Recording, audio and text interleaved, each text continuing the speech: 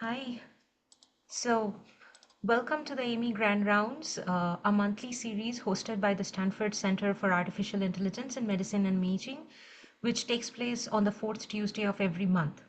So, my name is Indrani Bhattacharya. I am an assistant professor in the Department of Biomedical Data Science at Dartmouth. My research investigates how to integrate multimodal biomedical data to help clinicians with disease detection and treatment planning. And before joining to Dartmouth last September, I worked as a research engineer in the Department of Radiology at Stanford. So it feels great to be here with you virtually today. And I'm also very honored to introduce today's speaker, Dr. Geoffrey Sonn. Dr. Sonn has been and continues to be my mentor, and we have worked closely together on several machine learning projects related to prostate cancer. So I'm really excited to hear his talk today. And before we go on to introduce Dr. Sonn, some of the introductions to what the AIMI Grand Rounds are for those who are not familiar. The purpose of the AIMI Grand Round is to feature interdisciplinary lectures from experts in medicine, engineering, and other fields that highlight AI research being conducted in our clinical departments. It is also to share cutting-edge AI research methods and their applications to healthcare and to raise awareness of AI capabilities among clinicians. We intend this session to bring together our community of clinicians and scientists who are now creating new methods for the development, evaluation, and deployment of machine learning systems. A full schedule for future Grand Round sessions is now posted on the AIMI website. You can view it using the link that will be on the Zoom chat. To claim CME credit for this session, please text the code provided to the number listed in the chat. You can also follow the instructions that will follow via email after this session. And if you have questions during the talk, please submit them during the Q&A function and we will address them at the end of the presentation. So with that, let me introduce today's speaker, Dr. Geoffrey Sonn. Dr. Sonn is an associate professor of urology and by courtesy of radiology. He specializes in treating patients with prostate and kidney cancers. He has a special interest in cancer imaging, MRI ultrasound fusion targeted prostate biopsy, prostate cancer focal therapy, and robotic surgery for prostate and kidney cancer. He was a Stanford principal investigator for a major clinical trial using MRI-guided focused ultrasound to treat prostate cancer. The goal of this trial was to treat prostate cancer with fewer side effects than surgery or radiation. His research focuses on the applications of deep learning to improve diagnosis and treatment for prostate cancer. He will talk about the opportunity for AI to improve prostate cancer detection and treatment today. So with that, I turn it over to Dr. Sonn. Thanks, Indrani. Great to see you. All right, Yeah, so let me likewise. share my screen.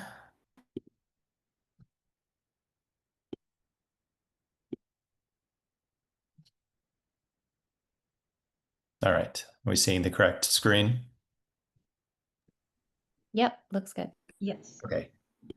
All right. Well, great. Thank you very much, Indrani, and thank you, Michelle, and the leaders of the AIMI Center for inviting me to speak. It's a pleasure to be here. And I will, as Indrani mentioned, talk about the opportunity that I see for AI to improve prostate cancer detection and treatment. So I just want to lay out a bit of an agenda first. I'll talk for about 30 minutes, and then we'll have some time for Q&A. So first, I'll spend some time talking about some background about the prostate as a gland, as well as background on prostate cancer, for those of you not familiar or who do not work in prostate cancer. Then I'll talk about some of the clinical challenges that I face on a daily basis, taking care of men with prostate cancer in my clinical practice. And then finally, discuss some of the role that I see for AI for both MRI and for ultrasound, because I think both can be very valuable and both modalities are widely used to help with diagnosis and treatment of prostate cancer. So let's dive in. The first question is, well, what is a prostate? The prostate is a small organ deep in the male pelvis. It sits right down below the bladder. The urethra, the tube that carries urine out from the bladder through the penis, runs right through the middle of the prostate. This is often described as walnut size, which is true for a young man, and it can get much larger as men get older. What does a prostate do? Why do we have a prostate? Its function is largely that for reproduction. It does a couple of things. One, it helps in the production of semen. And two, it helps with the propulsion of that semen into the urethra during ejaculation, again, for reproduction. So I often tell patients once we're done having kids, we don't really need a prostate anymore. Talk a little bit about some pathology that can afflict the prostate. The first is benign or benign prostatic hyperplasia, or BPH. This is something that is, again, not cancerous, but afflicts many, many men as we get older. So what can happen is that the prostate grows in size. That increased size of the prostate can compress the urethra that, again, runs right through the middle of the prostate. And that can lead to older men having weak urinary streams and a variety of other urinary symptoms related to non-cancerous growth of the prostate. But the focus of the bulk of today's talk is going to be on prostate cancer, where cancer forms within the prostate. And indeed, prostate cancer is a very, very common condition. If we look at the projections from the American Cancer Society from 2025, we see that prostate cancer is far and away the most common solid organ malignancy, with more than 300,000 cases expected in this year alone. And you can see this is nearly 3 times as much as the next most common cancer. And similarly, it's a major cause of cancer death. It's the second leading cause of cancer death amongst American men, accounting for more than 35,000 deaths in this year alone. So, how do we diagnose prostate cancer? How do we know if a man has prostate cancer? It used to be in the pre-screening the way that prostate cancer would often be diagnosed was when a man would show up with advanced disease, may be having severe bone pain because of prostate cancer metastatic to the bone, or urinary retention, not able to pee at all because the prostate is so full of tumor. So of course, we don't want that to happen. By the time prostate cancer is metastatic, it is no longer curable. So the goal would be to find it earlier when it's still confined within the prostate and potentially treated with the goal of cure. So how might we find it otherwise? Well, it can sometimes be found in a digital rectal exam. That's a physical exam finding where a doctor will put a finger in through the anus and feel the backside of the prostate to feel for any hard lumps or bumps that may indicate prostate cancer. Now, as you may imagine, this is neither a particularly sensitive or specific test. So beginning in the late 80s, PSA was developed. PSA is a protein, stands for prostate-specific antigen, that is found in the blood. And it's found in disproportionately large amounts in men who have prostate cancer. So PSA began to be used as a screening tool in the late 1980s as a way to find these cancers earlier. And it works reasonably well. And in fact, there's been a dramatic decline in the death rate of prostate cancer since the advent of PSA screening. So if a man has an elevated PSA, what happens next? Well, a biopsy procedure is performed. And nowadays, and for many years, this has largely been something driven by ultrasound, where an ultrasound probe is placed through the anus into the rectum to see the prostate, and the needle samples can be taken in the prostate to determine if prostate cancer is present. Now, prostate cancer exists over a wide clinical spectrum, from non-aggressive types to much more aggressive type prostate cancer. And that's a big part of diagnosis because we want to know not only is that cancer aggressive, and not only if that cancer is present, but whether it's non-aggressive or aggressive. And one of the most common way of assessing this aggressiveness has to do with this grade grouping scale, where we can see up in the top left, normal tissue, and then here, grade group 1, which is really, many people argue should not be called cancer in the first place because it does not spread and does not metastasize. But in the bottom right, these grade group 4, grade group 5, these are very abnormal tissues. And these are the ones that have a high propensity for metastasis, so spread elsewhere in the body, and for death for prostate cancer. So when we make a diagnosis, it's important to note, again, is this an aggressive cancer, to help us with the decision making about what to do next. So let's talk briefly about treatment for prostate cancer.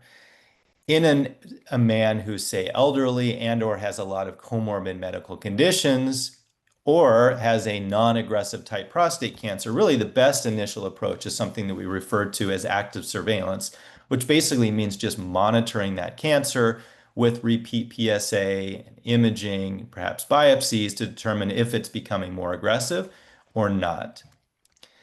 In guys who have somewhat more aggressive prostate cancer, the two main hallmark treatments for many years have been radiation therapy or radical prostatectomy surgery, which is most often nowadays done robotically, where a surgeon will sit in a console and control the robot arms. And the robot is sitting in the same room holding instruments that can be manipulated inside the body. Here's a short little video clip of a case that I had done that's a nice representation of what robotic surgery for prostate cancer looks like. You can see me controlling the robotic arms here. We're using cautery to block off any blood vessels so this doesn't bleed. And what I'm doing here is just separating the prostate, which is in the upper part of the screen, away from the bladder, which is in the lower part of the screen. And this is one of the important parts of the operation because when we do this surgery, we remove the entire prostate. And so we have to separate it safely away from all surrounding structures.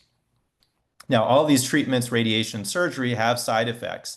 So in the goal of trying to reduce side effects, a new concept, a relatively new concept that I'll refer to as focal therapy has been introduced. And focal therapy is simply the idea of destroying a portion of the prostate where cancer is present rather than removing or radiating the whole thing. And we'll talk about this a little bit more later. So now I want to go back and dive into some more details about that diagnostic process that we went through fairly quickly. Again, when we do these biopsies, it's usually done using transrectal ultrasound, where an ultrasound probe is placed through the anus into the rectum to visualize the prostate. So we can see the prostate and help guide biopsy diagnosis. Now, this is a sample image of a transrectal ultrasound. We can see the prostate is this structure that's sitting right here in the middle of our frame. We can see quite nicely on ultrasound the contour, the edge of the prostate. We can see some anatomy within the prostate, but not a ton. And this is actually, relatively speaking, a fairly good quality transrectal ultrasound image. Many times we can see even less than this.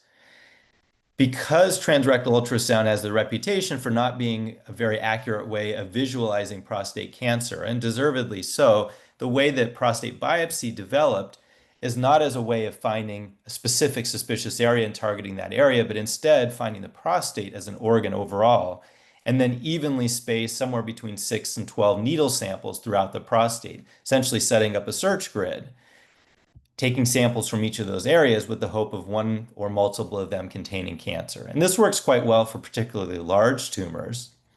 But as represented in this cartoon here, if you have a somewhat smaller tumor, one of the needle samples might just by chance miss that cancer, and we may inaccurately tell a man with prostate cancer that he's healthy and has nothing to worry about. So this presents a problem. And to address that problem, MRI has really picked up steam over the last 10 to 15 years as a superior imaging modality to ultrasound. So we can see here our sample ultrasound image on the left and the sample MRI image on the right. And we can see on the right, we can see more anatomy with what's going on inside the prostate. This is a sample image. We can see this dark area in this particular case represents the area of prostate cancer. So better imaging with MRI, and MRI has become increasingly popular as a result of that.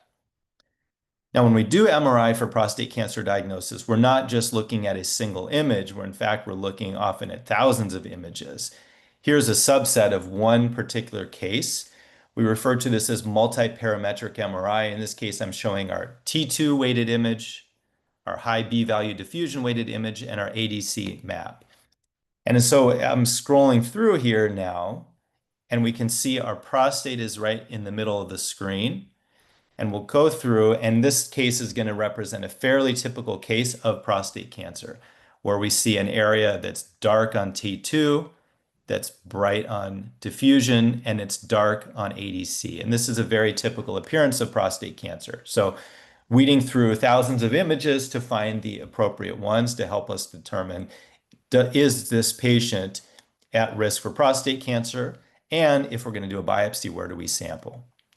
So if we talk a little bit about prostate MRI applications, it can help me as a clinician with several things. One, it can help us decide whether a man needs a biopsy or not. So if we have a guy who has a PSA that's somewhat abnormal, we're not sure if he has cancer or not. Often the next step may be to get an MRI to help us decide, is there a suspicious area that warrants biopsy, or can he get away without this procedure? If we do see a lesion, though, the next question is, well, how are we going to make sure we hit it? So MRI can be helpful in biopsy targeting.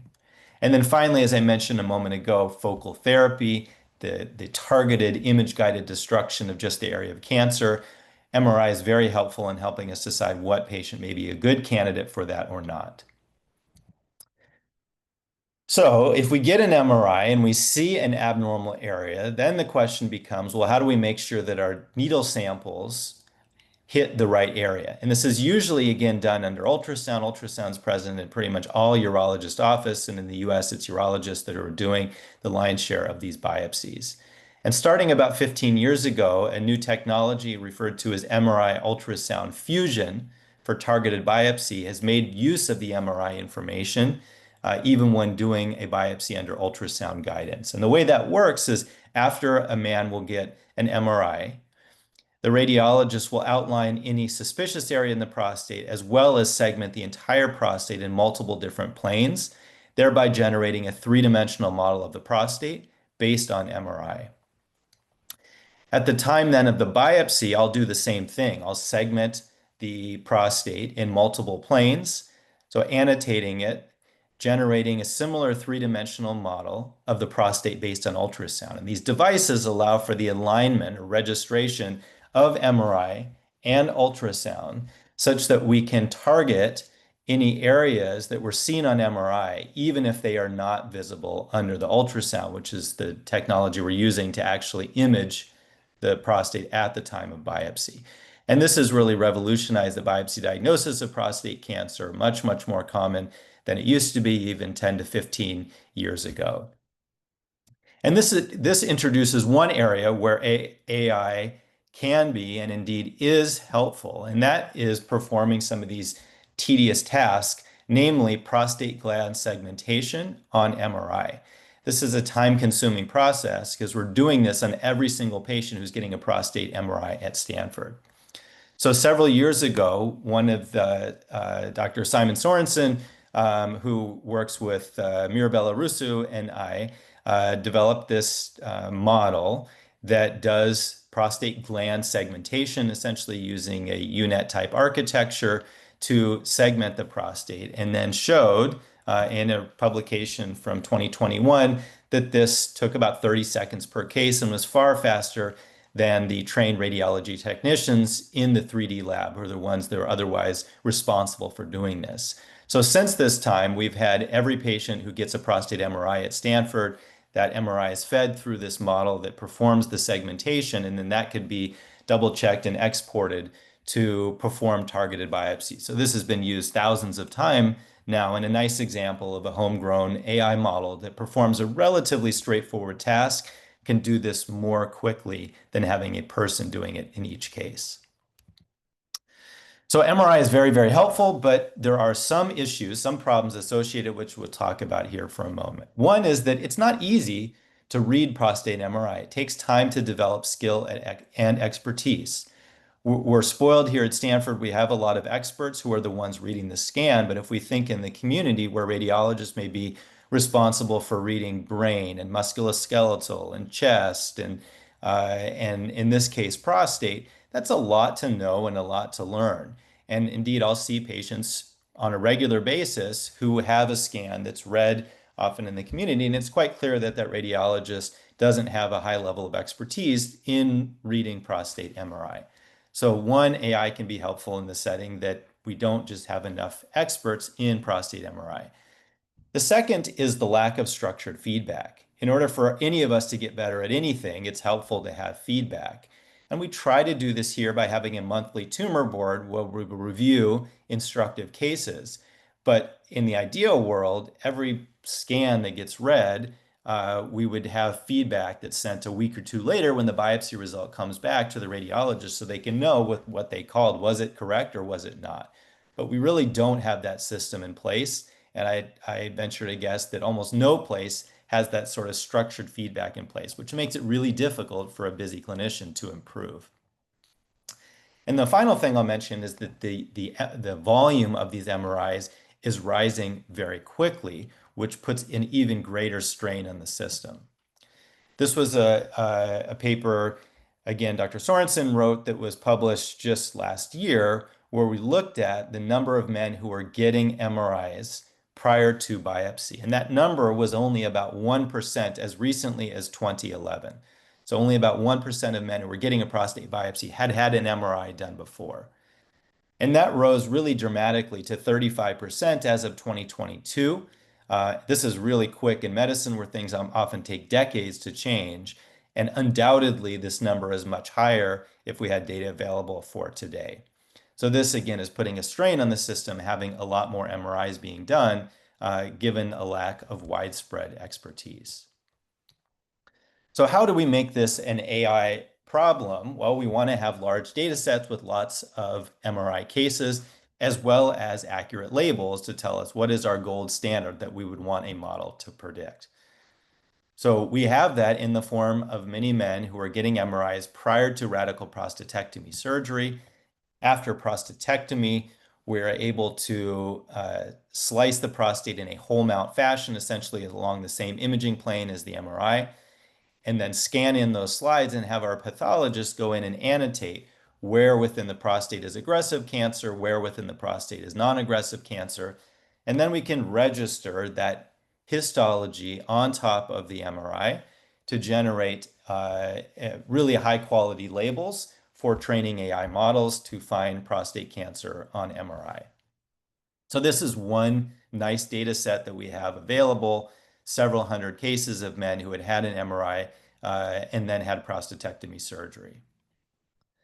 Another great data set that we have developed over the last 10 years is our targeted biopsy cohort. And this includes both men with prostate cancer as well as those who turned out not to have prostate cancer.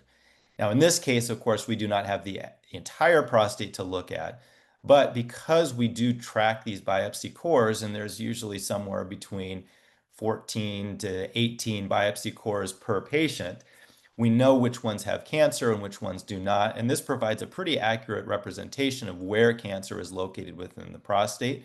So we do have labels from the biopsy cohort as well, and we have several thousand patients of this. And then the final thing that I'll briefly mention too is because we're doing these under ultrasound guidance and those ultrasound images are saved, we also have several thousand patients who had an ultrasound at the time of biopsy, as well as knowing where that cancer is present. We can see here we have volumetric ultrasound data. I'm just scanning through one particular case. So we have many, many ultrasound images per patient, as well as the biopsy results.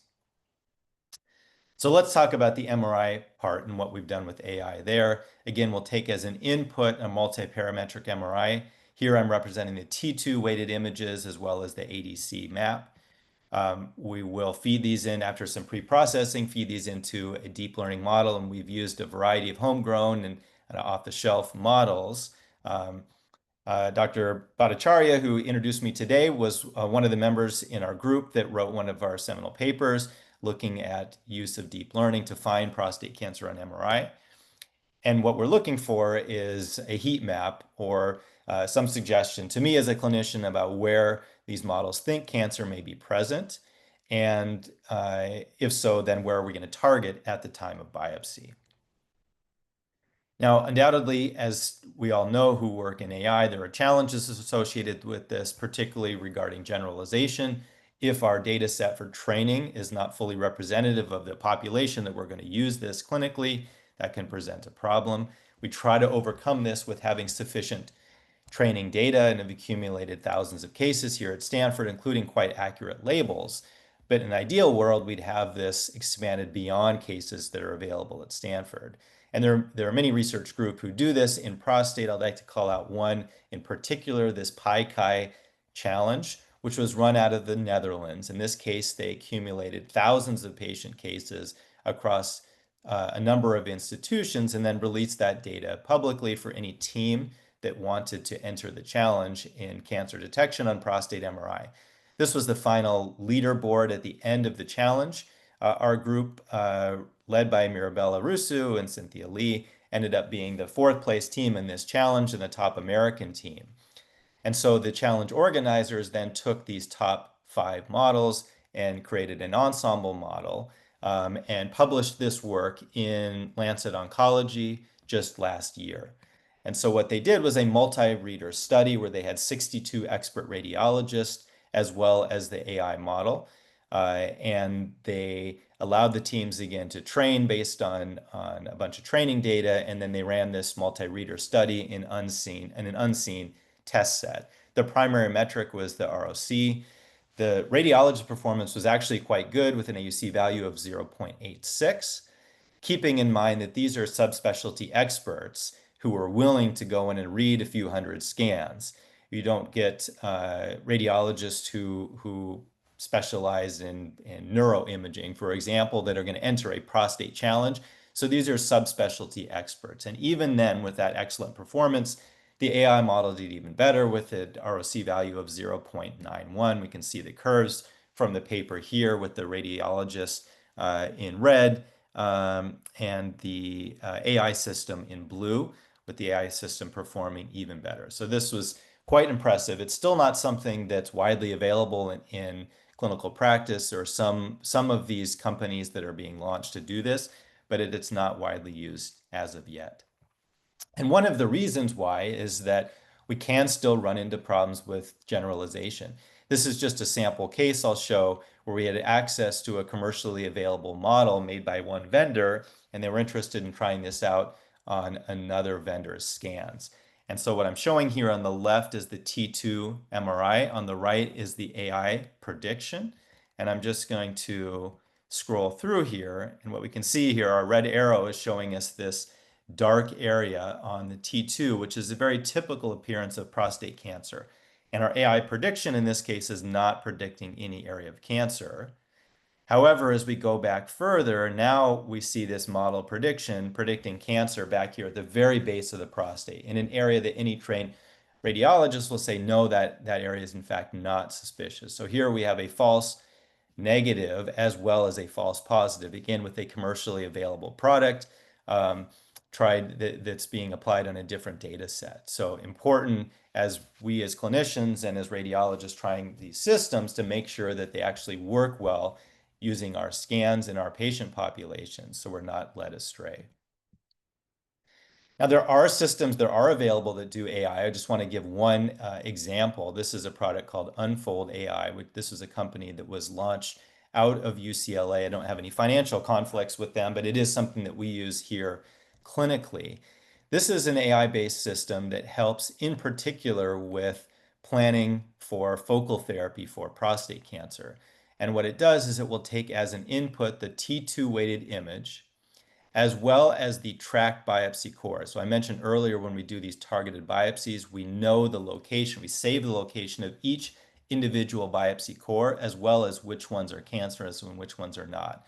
And this will allow for superimposing the cancerous cores back onto the gland and use that cancer core location with the images from T2 to help show where cancer is present. We can see there's a red area circled here, which was the lesion. And then the purple area, the wider circle around this, is telling the user, hey, if you're going to do an ablation procedure, this is as big of an area as you should treat to try to kill all the cancer, because it is well known that prostate cancers in reality tend to be significantly larger than they appear on MRI. So again, what is the clinical application of this? It helps us with image-guided focal therapy. We can see a sample case here, our T2 MRI. This is a patient we treated as part of a clinical trial here. Our yellow arrow is pointed to this dark spot on the T2. This is an area of cancer in this patient. And immediately post-treatment, we can do an MRI, a post-contrast MRI we're seeing here. The dark area is the ablated devascularized area to show us that indeed we did treat the correct area, and we've covered enough of a margin that we should be able to eradicate all of the tumor. So if we go back to this screenshot here, this is a different case running through this AI platform. As we scroll through here, we can see the biopsy core tracks on the image on the right. And the left is this heat map that's incorporating both the T2 images as well as the cancerous biopsy core tracks to indicate where it thinks cancer is present. You can see here that purple circle is quite large. So this is not going to be a great case for focal therapy, but gives us a nice sense, again, incorporating MRI and AI to help address a clinical challenge that we have. Now, for the last several minutes, I want to spend some time talking about transrectal ultrasound and the use of AI for transrectal ultrasound. Because as I mentioned before, even though MRI is the most exciting and probably best imaging modality, as of 2022, still 65% of biopsies did not have an MRI done before, but they all have ultrasound. And if there was some way to incorporate AI into the use of ultrasound, that could have a major clinical impact. So again, the majority of patients who are getting biopsy do not have an MRI before. And even those that do, we sometimes have a misregistration problem. So despite that fusion technology that aligns MRI with ultrasound, sometimes there is just some mismatch or misalignment. So you may still miss a cancer if it's not clearly seen on the ultrasound. It would be even better to be able to visibly actually see the area of cancer on the imaging modality, the ultrasound that we're using, to make sure we're not going to miss cancer. This is, again, a sample transrectal ultrasound image. And in this particular case, we see this hypoechoic or dark area on the prostate. That's an indication of prostate cancer. And this is the ideal scenario. If we can see this on real-time ultrasound, then we can make sure our needle is actually sitting in that lesion and we're not going to miss it because of problems of misregistration. Now, we recognize that we have several thousand cases of patients who had targeted biopsy and saved the volumetric ultrasound data. So Mirabella worked on, and our team worked on building a model that was based on an NN-UNet framework to try to identify cancer on transrectal ultrasound and see, is this going to work? This was trained on more than 2,000 cases of men who had a targeted biopsy, and we asked it to do a couple of things. One was prostate gland segmentation, again, recognizing that if we're going to use fusion, we need the gland segmentation, and just knowing that the model is segmenting the gland accurately provides some added assurance that it's actually looking at the right thing. And then we also wanted it to identify areas of prostate cancer. So here's a sample case from the paper. On the top, we can see the ultrasound image. And then on the bottom, we're seeing what the model is telling us. So the purple outline is outlining the prostate and doing so quite accurately. The yellow is our ground truth found from prostatectomy samples. We can see the annotation. And then the turquoise area is the area that the model was predicting clinically significant prostate cancer. And you can see it's under segmenting. So the area is smaller than the true area of the tumor, but it's right in the middle of this. And this is going to help us to guide a biopsy into that area. So we did see good performance with using AI on transrectal ultrasound. Similar to the PICAI challenge, we worked on a multi-reader study where we provided cases to 7 urologists and then asked us to go in and annotate any area that we see cancer present.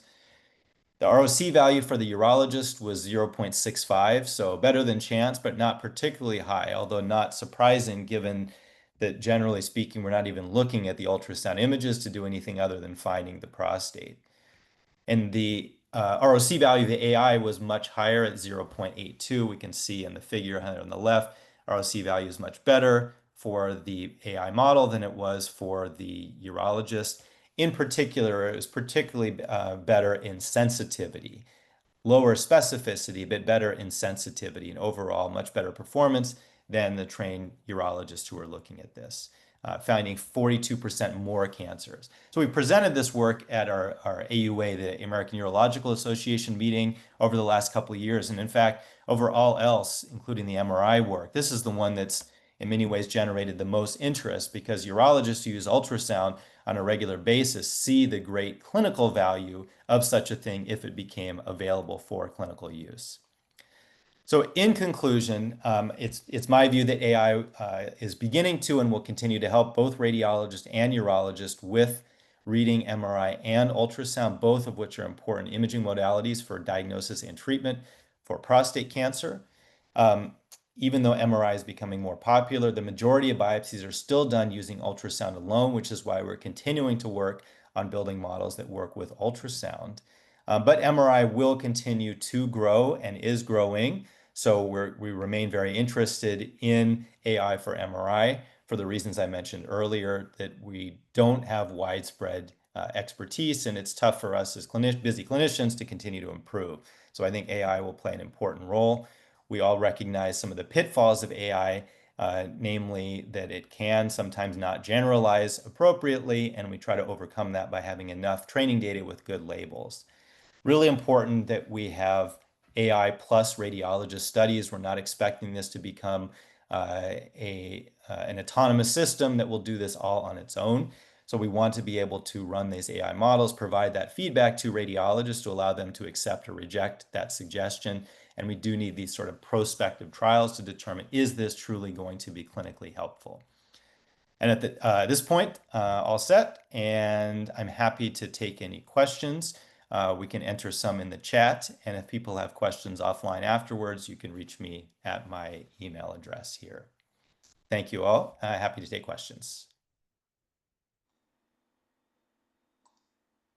Thank you. Thank you so much, Geoff, for that presentation. So if you have questions, feel free to put them on the chat. And so we have a question from John Witte, and the question is, can you speak more to what is happening when AI MRI conflicts with radiologists' reading? Yeah, so I mean, we very recently and kind of excitingly now are able to have our AI system that's kind of sitting next to me on our biopsy clinic day. And this is just over the last several weeks, we've had it so we can run it quickly enough to get this sort of output, which is fun for me as a clinician, because there's no better way of assessing what we think the accuracy of it is to use it in real time prospectively, so we can see all the good side of it as well as any sort of warts with it. This is, there are discordant cases. For right now, our earliest impressions have been that for the most part, it's finding the lesions that the radiologists are finding. We're not seeing tons of examples, I think, yet where it's identifying additional areas that were not seen before. There are some false positives that are present. There are some cases where we'll see a radiologist that will call a lesion that the model does not predict as cancer. I'm still biopsying all of those areas that the radiologists are called, so that we can go back and see how often was the radiologist correct and how often was the AI model correct. So again, this is still, we've been working on this for 5 years or so now, and just now getting to the point where we're getting pretty close to the clinic and using these models. Yeah, that's exciting. So maybe while we are waiting for more questions, I'll add on to that previous question. So we have the AI predictions, but we don't have, say, AI say how confident it is in its prediction, right? So do you think that would be helpful if there's like a confidence score together with the probability values that the AI predicts? So if the AI itself is not very confident, then maybe we have the clinician believe it less. I don't know. So what are your thoughts on that? I think it's a little bit of a double-edged sword. If we provide too much information, it can get to the point where it gets confusing and cumbersome. I mean, I think the ideal system, I think, can be customized by the user, so that if you wanted to, you could just display the what we as the developers have decided as the threshold, and so you just get an annotation of a lesion without any sort of a prediction of it. But at the same time, you could also turn it on and adjust what your threshold may be. So at the time of biopsy, our threshold may be a little different, and you're willing to accept some more false positive calls. because you're already there taking the samples, as opposed to at the outset when we're deciding does this guy need a biopsy in the first place or not. Um, then then we may not want so many false positives because we don't want everybody to have a biopsy. So I kind of like the idea of customizable software of doing this, where you'd have the ability to either see a heat map or just the segmentations based on the desire of the individual user. Yeah.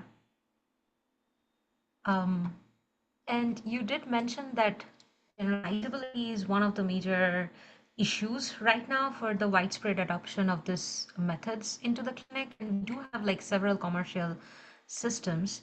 So, as researchers who are not into industry, what are your recommendations on aspects that should be focused on as we develop these methods and evaluate them?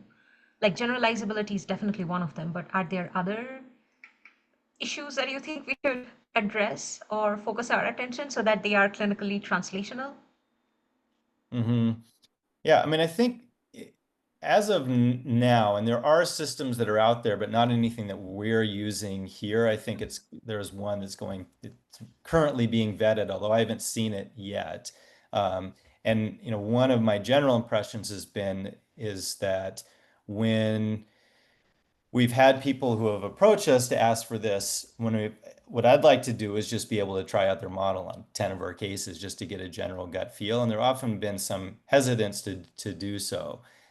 That really doesn't build much confidence there. So until that there, is a few companies that are doing this, I think just continuing to work on the work we've done so far is important. Once we have commercial products out there, of course, then we'll want to be able to see if it can beat the performance of a commercial system, because those are going to have built-in things that just improve usability. I think generally they're not always going to be pushing the envelope about the accuracy of the system, but it's more just making it relatively easy for the user. Because that's something that we run into in an academic setting, is that our software is often kind of clunky and it takes a lot of effort to get these things to work. So I think there will always be room to continue to push things forward and getting more accurate systems, and then perhaps collaborate with industry to get model updates. Because one of the things that industry runs into is the difficulty in getting this underlying data because of data sharing concerns. And that's where I think we in an academic setting do have the benefit of access to large numbers of patients that we're seeing, that we can, tweak our own models internally. Yeah. So we have one more question on the chat, and the question is, are you seeing any factors that differentially affect the differences in AI and radiologist readings? Example, tumor aggressiveness, prostate volume, PSA, other demographics, genetics. So uh, we have not really incorporated much in the way of genetics into this work. Recognizing, and if we go back to what we talk about how important it is to recognize uh, the aggressiveness or lack thereof of prostate cancer. When we've tried to train these sorts of models, we will usually use our labels as being the aggressive areas of cancer rather than any form of cancer, with the hope that it would be able to preferentially identify aggressive cancer.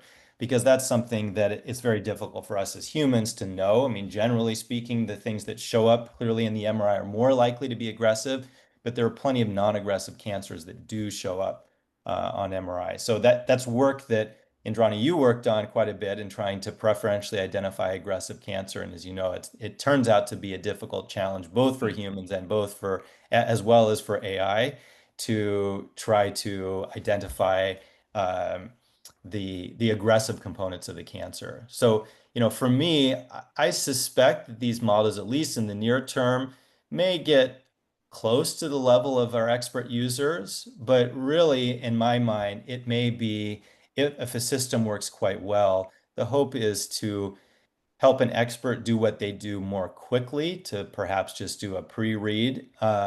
And especially for those radiologists with less expertise in prostate, to be able to help them to get closer to a level of an expert. And happy Yeah. to hear any of your feedback too, Indrani. You know this field very, very well and even more and much more technical than I do. So if you have thoughts on any of these questions then too, please feel free to Yeah, share. yeah, yeah, sure. So we actually have one more question, so maybe we'll take this question first. Okay. And so this is from Udit Kumar Mahato, and the question is, earlier you mentioned that AI has demonstrated better accuracy compared to even expert radiologists, which could potentially help address the issue of radiologist to patient ratio. However, many critics argue that AI cannot be fully relied upon for critical diagnostic decisions. If that's the case, how can AI truly solve the problem of radiologist shortages and improve access to medical imaging services? All right. Yeah, good question. I think that in an ideal world, we would have these systems to be able to in the same way that we do our gland segmentation software here, where the MRI scan is done on the scanner, it's run through one of these models, it generates a prediction that then available for the radiologist who can then look at this. So if we have somebody that has too many scans to read during the course of the day, that they have been essentially pre-read by an AI system that they can then look at, and it can help suggest areas that might have been missed otherwise by somebody who's busy and trying to get through their workflow. So again, I don't think that this will be an autonomous system, but something that can help radiologists get through their workflow more quickly and ideally more accurately too. Um, Maybe not relying on it exclusively, but again, giving the prediction to the radiologist who can look at it, modify it, accept it, reject it, I think is what I see as the future. Yeah. And to kind of add on to that, we do face this all the time. So when we are talking to other clinicians, I'm often like faced with this question that or this comment that this problem has already been solved. You have commercial softwares that can already do it. So why do you want to do it again? But understanding where the gaps are is important, and also kind of educating the radiologists that it's not to be blindly trusted. So there are radiologists who will completely say that AI is not helpful, but there are also the other opposite extent who would believe that AI can change the world. So it's kind of for like, as is with any kind of AI or any technological developments, there has to be kind of a balance. And I guess I'll take again, like repeat Dr. Cartlanglot's comment that has been going around for several years, that AI is not going to replace radiologists, but uh, radiologists who do not use AI are going to be replaced by ones who use AI. So, and that will hopefully happen over the years where clinicians are more open to AI systems. So any more, so if there are more questions, please put them on the chat. We have like a few more minutes before we wrap up. So if we have like maybe I'll have this question to Geoff again. So what can you discuss some of the challenges that has come up while working with or working on developing this methods for prostate cancer that you have experienced or you have kind of, so it's not like as straightforward that you could take any machine learning model and just apply them to prostate MRI, right? Because in order to do that right, there are several challenges. So in order to have the audience know about some of those, can you discuss some of those? Sure, I can, and then I'll ask you to answer your own question because, as a clinician in doing this, I end up seeing mostly, what do I need to know to take better care of my patients, and I'm not the one like you are who's building these models in the first place. I think the initial challenge is just having sufficient training data and labels available to us, which has been a long term. I mean, that's a process that I started really since I got here 12 years ago. starting to do these targeted biopsies from the outset before this was even really a thing, or had the capability of doing anything in AI, recognizing the value of the data. So we started building up these data sets well before we needed to use them.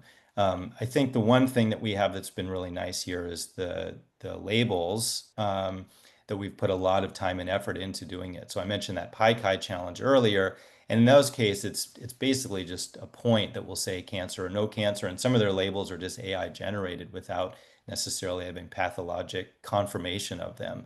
So I think we've developed really good data sets that help us, but it's all still limited in size and scope to the number of patients that we're able to see at Stanford. So the data part has been a big challenge. I think the other thing is that, again, reading prostate is not easy. There's a lot of artifact. It's a lot of images that are generated in doing these and trying to figure out what's feasible and what image we're going to use, what series we're going to select, because there may be 30 series of images, and some of them can have 800 images into them to decide to pull for these to run these models. Um, and then, it's been several years getting to the point where that these, even if we have a model that we're happy with, that we have a system in place where we can quickly and easily run the images through those models and get an output in a time frame that I can look at it in clinic on a patient that we're thinking about that time. Because a lot of times if we get it several months later, we're busy, we don't necessarily have time to go back and look in retrospect about how the model performance is. And so we don't get a general gut feel. And a lot of times that gut feel, you can tell after a relatively limited number of cases, is this something that's going to be helpful to us, or is this something that's just going to lead us astray? Yeah, no, those are all very valid points that we all faced. And I think to add to that, even from like a machine learning model development and evaluation perspective, one of the things that surprised me early on was like we needed to spend a lot of time in devising our own evaluation criteria. We couldn't just use segmentation evaluation metrics that are used for natural images because they don't make sense to clinicians, right? So we had to develop lesion level evaluation and patient level evaluation, which is very different from what we do. So it's also, we need to also pay attention to how we evaluate these models and not just use run of the mill metrics, I guess. Um, yeah, but with more and more public data sets that are being released now, we are also realizing that if you have like thousands and thousands, the PACI challenge actually had like 10,000 cases. So there maybe even if you use some AI generated predictions as your training labels, it's not as bad. But if you have hundreds or thousands of cases, that quality of the labels becomes much more crucial. Right, exactly. So if there are no more questions, then maybe we can wrap up today's session. So thank you so much, Geoff, for the talk today. It was really fascinating. And thank you everyone for joining today's AIMI Grand Rounds. As a reminder to claim CME credit, please remember to text the code provided earlier in the number in the Zoom chat, or follow the instructions in the email that you'll receive right after the session. And thank you so much again for being with us today. And thank you, Geoff. And we look forward to seeing you at the AIMI Symposium.